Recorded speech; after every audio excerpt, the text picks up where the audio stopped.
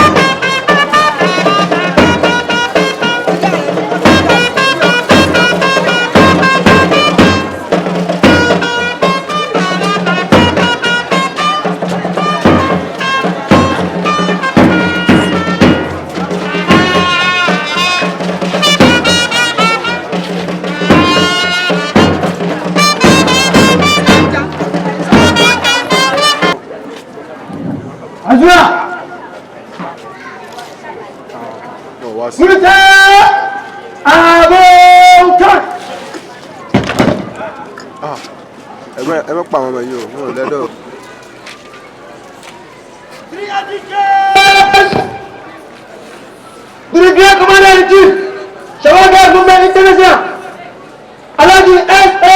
Olagoke, JP, Ajagunsi Ogunlade, Ajagunla, Grand Commander, Shafaudeen Movement International, Founder and Spiritual Shafaudeen Worldwide.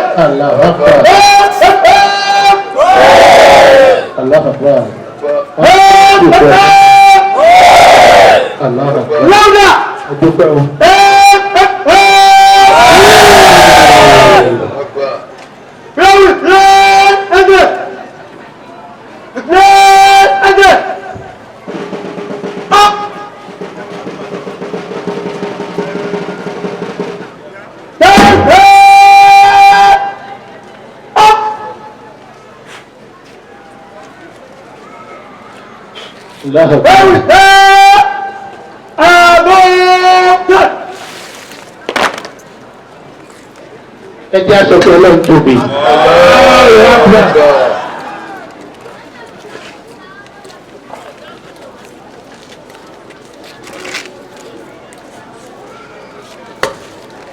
Sir, at the end of the parade, may I have permission to carry on with the rest of the parade, sir?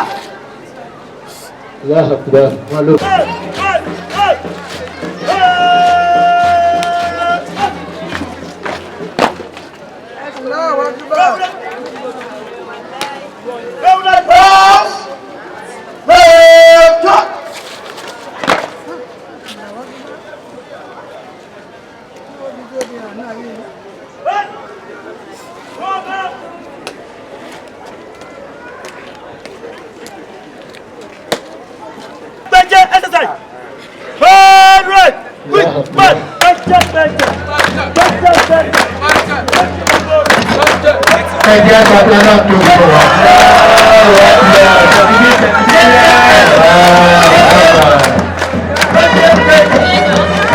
Welcome, sir. Allah Akbar. Allah Akbar. Allah Akbar. Allah Akbar. Allahu Akbar. Allahu Akbar. Allahu Akbar.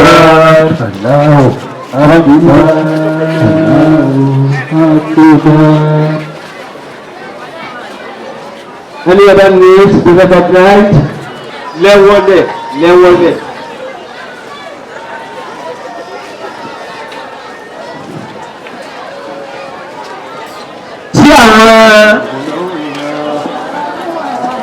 brothers and sisters. Kí a bá ti ń dé, a máa bọ̀ hàn. A bá lórúkọ mi. Tọ̀. Òkòdó yìí tí òun ìjà àkọ́kọ́ ọlọ́run ní. Àwọn alága Committee of Branch S. Tẹ̀lifíà Àdáàkì.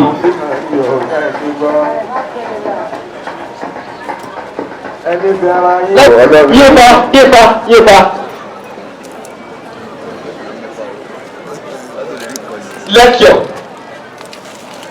Lecture. We are going to listen to the lecture that will be delivered by the founder, spiritual head, Grand Imam of shafaudeen, Engineer Professor Siadit Abiy Olagoke, Justice of the Peace. You are welcome.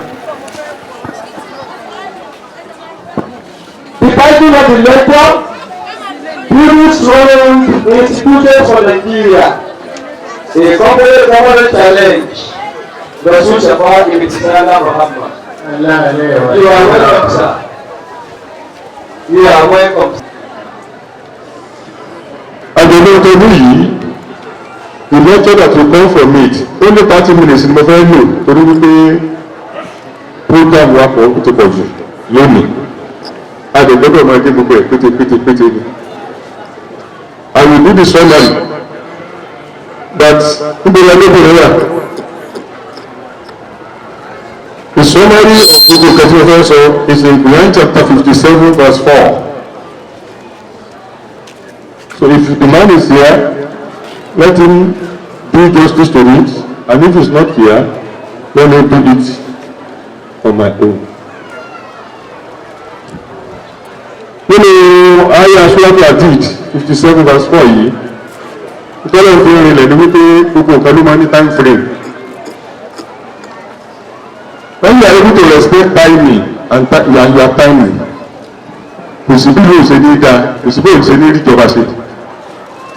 Olùkọ́ ìwà akólókó màṣẹ owó ní. Ara ìyá àti in all of you have deposited that leadership acumen. What we expect from you is that you develop it in a way that you are able to apply it to real life situation to effect what? Development. Because without development, there will continue to be agitations. The American government engaged 2.5 names of Nigerian richest politicians that stopped the wealth they amassed in USA to table 2 billion in fast, reviews 28 of them for our critical thinking. Orúkọ òun náà ni ó ń bẹ nínú ìwé nìsín. Èyí tí ó gbè méjì ní Fẹ́mi Adésínà, journalist ni. Donald Trump sọ pé 1.9 billion. Wọ́n lè sọ báńkà báńkì tó fi sí ìtàgbọ̀ ẹ̀bẹ̀ yẹn. So if some people tó ti ń agitate fún pé afẹ́ kìlú dáa, tẹ́ bá wá láǹfààní àti bọ́ sípò, wọ́n jẹ́ kí wọ́n tún jọ ìwọ̀n ní rádàm ní identify themselves with ourselves. Àwọn fún àpẹẹrẹ ìsìn láti ìgbà tí mo ti mọ mọ́tòsó family, iṣẹ́ bí mega owó tí wọ́n ní wọ́n ná fún òun tí ò ní ni. He is always passionate about the poor. These are the kind of things tó yẹ kí ká promote ní orílẹ̀-èdè rather than building stronger individual and neglecting the country to a poor state of weak institutions. So àwọn nǹkan wọ̀nyí ní ẹ̀wọ̀n gbọ́ ẹ̀. Corporate governance and Nigeria situation mo sọ pé àpáàsì lórí ẹ̀. The Nigerian factor and corporate governance. Let us look at this now. Nigeria government, mo ti lọ sí sàlẹ̀ kàkàtà in last something. Page 4. Nigeria government and her people must realize that where ethnicity or religious bias is a common contour, misalignment with corporate goals occurs, creating a wide gap between stated values and operating values, implying deviations of the right norms. Application of corporate governance is not limited to government or public sector, but extends to system management, professionalism, investors and clients' interest. Corporate governance will not ensure quality and efficiency in productivity.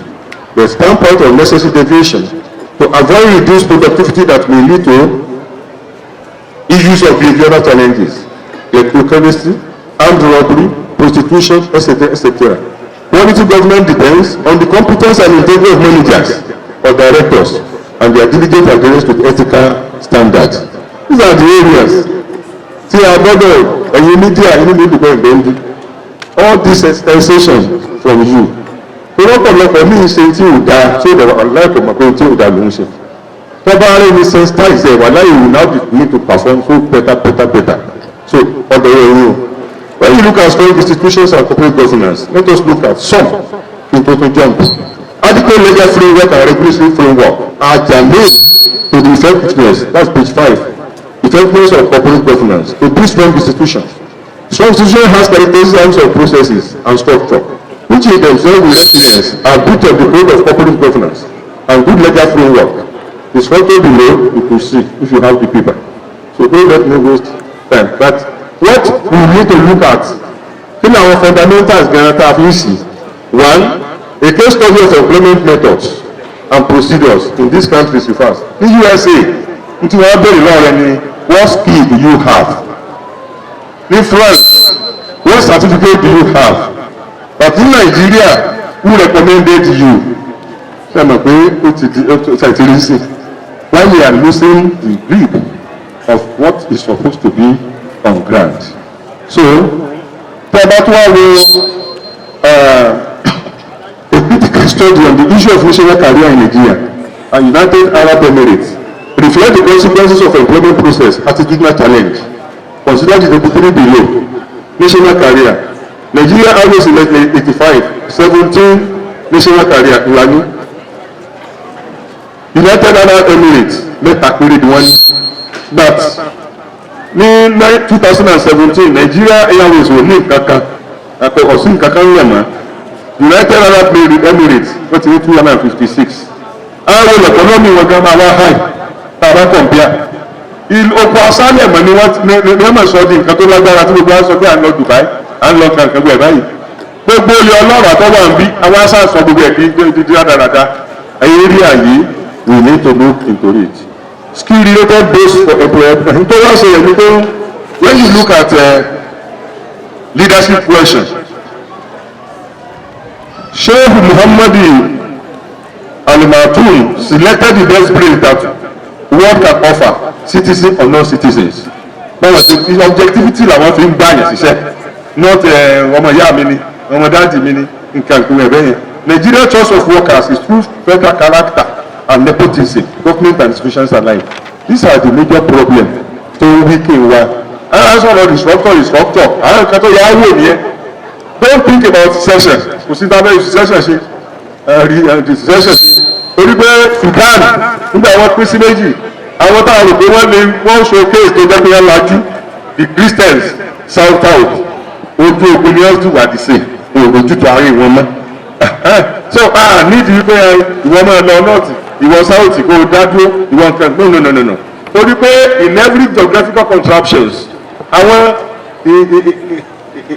inherited carry over of enmity ó ti wà fún kálukú. Ìgbà yẹn ni wọ́n máa dógun sí ẹnu ẹgbẹ́ Ìjẹ̀bú ọ̀fẹ́ràn ẹgbẹ́ ọ̀fẹ́ràn yíya àwọn Ọ̀yọ́ àwọn ni wọ́n tẹríba fún àwọn tá a jẹ́ Ìbàdàn gbọ́dọ̀ sì máa tẹríba fún Aláàfin Ifẹ̀ òníyà àwọn ẹsẹ̀rú yìí kíní gbogbo dáadáa yẹn sì wà nílẹ̀. Nígbà Ọlọ́run Mósè òjíṣẹ́ Moses ọ̀ràn sí fíríàwọ̀ náà ṣùgbọ́n nígbà tó fẹ́ máa lọ ó ní wa ò lè succeed bí Ọlọ́run. Kọ́kọ́ lọ sọ́dọ̀ àwọn èèyàn rẹ̀ náà kọ́kọ́ lọ rìfọ́ọ̀mù wọn kí wọ́n wà set kí wọ́n lè identify pẹ̀lú rẹ̀ why we should fight for our right. Nílẹ̀ Yorùbá yìí Yorùbá summit tí mo àbẹ́ǹdì gbogbo aláwà divided ẹ̀ka àrò ní alọ́wọ́ káká mọ́ adopt ni tó bá ṣe agree bá agree ẹ̀yin tẹ́ ìlówó tẹ́ ìdóńpò ẹ̀tì ẹ̀rọ bá stamp ẹ̀ and you want us to believe that you are fighting for us kind of everybody nígbà alábàtì wà lọ́kọ́ fún ọmọ béèrè láìsí ẹ̀ ìjà ní ètò bẹ̀rẹ̀ ni so ẹjẹ́ náà ẹmọ́ pé Nàìjíríà ibi ìlú lọ nìyẹn ibi ìmọ̀ ń lọ lórí ẹ̀ náà ni pé ẹjẹ́ á wo àwọn títà ti gbẹ́kòtò ká ṣiṣẹ́ lórí rẹ̀ kí Nàìjíríà ò lè dá a padà that is just case study of Donald Trump ẹ mọ̀ ọ́ta gbogbo bó ṣe sọ̀rọ̀ gbogbo ẹni máa bí pẹ̀lú gbogbo àwọn tí ń ṣe wá lóhùn jáde nípa pé àmọ́ núrò ní ẹgbẹ̀ta fún wa wọ́n láwọn fi pa ara wa ní nítorí ká mọ ìwé ẹ̀rọ bá fi pa wọ́n lẹ́wọ̀ ara wọn láwọn fi pa gbogbo tí ń sọ ń bẹ̀ òun ní ènìyàn pé ó ní let us go to Africa and pack what we can pick and leave what is of no use. ó ní táwọn ń ṣe ń tàwọn nìyẹn pé kì í ṣe báwọn fẹ́ràn yín pé àgùntàn ní ètò kòtì tó jẹ́ infect àwọn pẹ̀lú virus of poverty. so òyìnbó mọ tí ń wá ní ẹ̀bá wá sáàrin wa yìí ṣe blame wọn mi ò blame wọn o. Poverty is a disease to the white but to the blacks it is very normal. That is perception nípa wa. So tí mo wá sọ lórí ẹ̀ ni pé let us all dispute Trump through reordering, rebranding and restructuring to move the nation forward and improve on our productivity or higher human development index. Àwọn ọ̀nà àbáyọ tí mo mú wá nìyẹn. Popular government and sustainable development goals TVET SDG linkage. So gbogbo ẹ̀ náà lè máa rí nígbà tí ẹ bá ń ta gbogbo ẹ̀. Àwọn models tó fi jẹ́ pa lé ní good governance mo ti fi gbogbo ẹ̀ síbẹ̀. Gbogbo ẹ̀ lè máa rí bẹ̀. He grew up in Osogbo and started primary education at CAC Primary School, Osogbo, between 1965 and 1970. Architect Olusegun Aluko had his secondary education at Ajase Ipo Comprehensive Grammar School and Oro.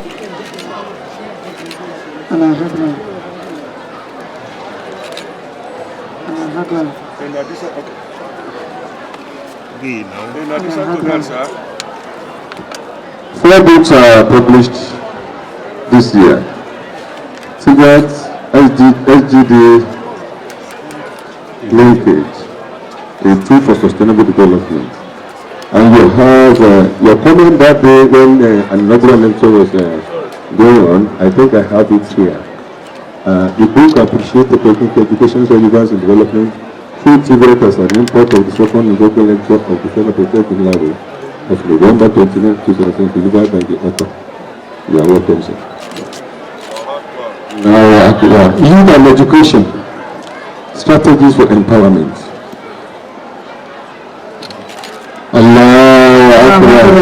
Economics, ecology, and the industrial management.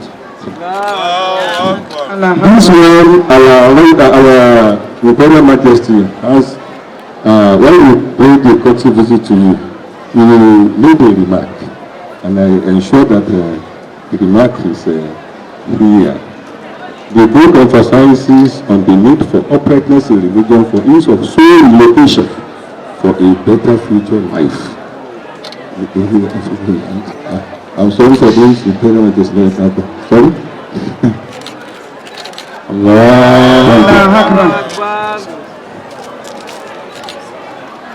While awaiting the response of the rector, sir, we shall also appreciate the launching of those books. Thank you, sir.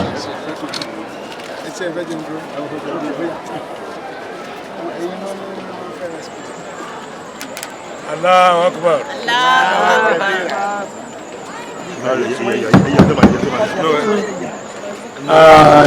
Give glory to the Almighty Allah for this great opportunity that He has given me,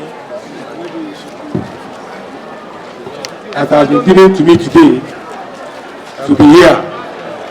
I appreciate the effort of my spiritual leader, as I've always called him, Engineer Professor Olagoki. I'm highly elated by your contribution to the development of Nigeria in totality, not only religion. It is surprising to know that I am a Christian and he is not only a Muslim but an Imam, and we bonded too well when he was with us, and I know that he is still with us. I want to appreciate this linkage between Shafaudeen International and the Federal Polytechnic Labo, and I want to assure you that we will be a partner in progress. The giant stride that we are making in this place, we want to be part of it, and I want to assure you that we will be part of it. On behalf of the management of the Federal Polytechnic Labo, I'm going to launch this book. We are going to buy 10 copies each for the departmental library. Thank you very much. Alhamdulillah. Alhamdulillah. Alhamdulillah. Not yet. No, not there. No, you education people, they were trapped. Transform Cottage is an arm of Church International with a mandate to rescue the street child from the societal and self-destruction. Every child, regardless of tribe, race, religion, community, or economic status, is born with great potentials. Yet, some of these great potentials, sometimes from age 1 to 2, found themselves at no fault of theirs on the streets, fending for themselves. They and joining gangs, involving in drugs and avoidably becoming criminals. These children are often exposed to abuse, exploitation, and sometimes murder, and have little hope of actualizing their God-given potential unless they receive help and godly intervention in good time. Transform Cottage Home is a full care residential home with house parents and caregivers. Services available in Transform Home include accommodation, feeding, education.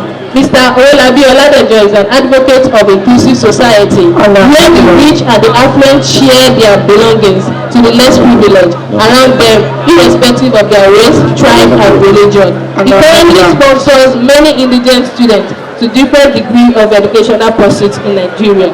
Deacon Olabi Oladejo believes in hard work, honesty, learning, and studying. He is blessed with a wife and children. I hereby present Deacon Olabi Oladejo for the award. Thanks. I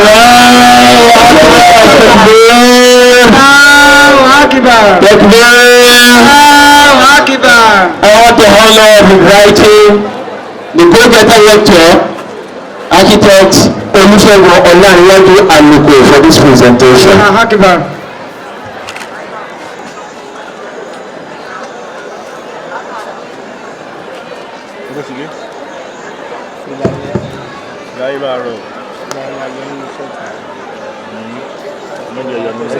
On behalf of the nation builders, in collaboration with shafaudeen, Islam, Idua, Al-Kariyat, exemplary leadership award in state and national service presented to Mr. Olabi Oladejo, FCA, the chairman CEO, Impact Business Radio, Ibadan.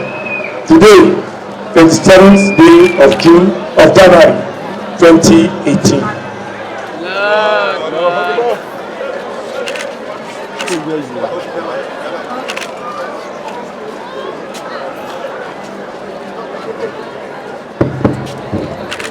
Allahu Akbar. Allahu Akbar.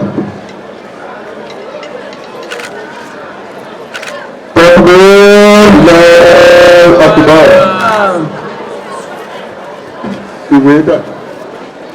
Ó ti bí ló. Allahu Akbar.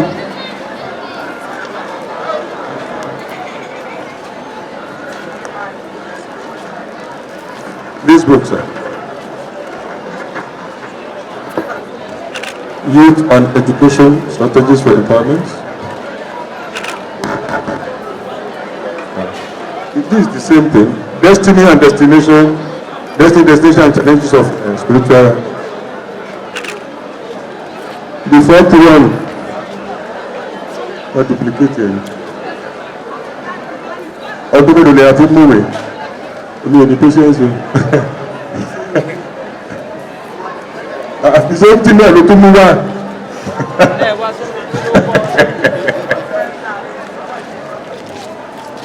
Toxicology. Because the notice of speciality.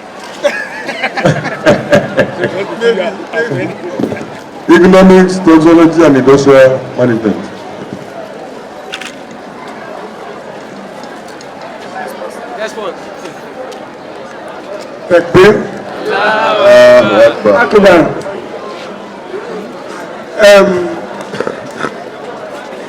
My association with Engineer Professor Olagoku is rather short, but highly impactful. I think I must have almost all his books by now. I've managed to read a few because there are so many.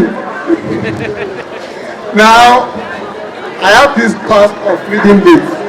There are some of them that I'm actually very much interested in, even from the title, and I will make sure I read them. On behalf of myself, my family, and the organization that I represent, we will launch these books, and our check will be with you by Monday. Allah Akbar. We will, our own token. I can see some journalists here. It's just me. Allah Akbar. It's just me. But the little that we can give to support this cause, because it deserves our support. Alhamdulillah. God willing, by Monday. ìtànkálẹ̀ ẹ̀sìn Islam ọlọ́run bá nú àánú ẹ̀ kò ní gbàgbé lọ́wọ́ yìí. mo wá kí ọmọ mi olóríire tèmi. Ọba tí ń ṣọlá bẹ́nìkan ìbílẹ̀ shafaudeen ó ṣe 35 years náà. Oníkẹ́ máa ṣọlá lọ. Àṣẹ tó lọ fi ń ṣọlá tí wọ́n ìlú ìbílẹ̀ rẹ̀. Wọ́n ní kọ́ máa jẹ́ ti yín náà. Kí shafaudeen máa ṣọlá lọ. Káyé kankan máa bì yín lérò. Kẹ́ máa dàgbà sí. Kẹ́ máa gbòòrò sí. Yóò máa rí bẹ́ẹ̀. Yóò máa ṣe bẹ́ẹ̀. Ẹ̀yin tẹ́ ẹ ṣe 35 bẹ́ẹ̀ ṣe wà. Mo ní ẹ ṣe 40 pẹ̀lú yunifásitì. Ẹ ṣe 50. Ẹ gbòòrò jù báyìí lọ. Bẹ́ẹ̀ náà ò lérò pẹ́ dé. Onípẹ̀lú àṣẹ Ọlọ́run kẹ́ jù bẹ́ẹ̀ lọ. Èèyàn lérò civilization ti ń ṣẹlẹ̀ lẹ́yìn. Ní 1983 ààrẹ pé cellphone ó sì. Wọ́n lé ní cellphone ti wà. Oníbi tẹ́yìn náà lérò wípé yóò wà nínú ilé àtàwọn ọmọ tí ó máa jáde nínú ilé nínú shafaudeen. Mo ní bẹ́ẹ̀ lérò ní ti dáadáa. Èyí tí ó máa pa wọ́n lẹ́rìn tí ò ní pa yín lẹ́kún, mo ní ní kó máa ṣẹlẹ̀. Yóò máa rí bẹ́ẹ̀. Yóò máa ṣe bẹ́ẹ̀. Rabbana àti Mimlana Nurana Fúrilana ṣe yóò la wàlá wàtà. Allahu Akbar.